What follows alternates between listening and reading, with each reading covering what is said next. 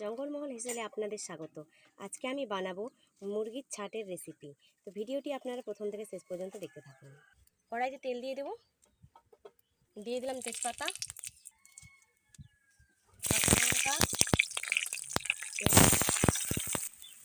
পেঁয়াজ ভাজা হয়ে গেছে হালকা। এরপর আমি দিয়ে দেবো কেটে রাখা টমেটো।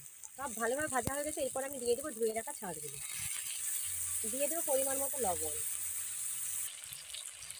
দিয়ে দেবো রসুন বাটা, দিয়ে দেবো আদা বাটা, দিয়ে দেবো জিরে গুঁড়ো, হলুদ গুঁড়ো, লঙ্কা গুঁড়ো। দেখুন মশলা খুব ভালোভাবে কষা হয়ে গেছে। এরপর আমি দিয়ে দেবো জল, এরপর আমি ঢাকা দিয়ে দেবো।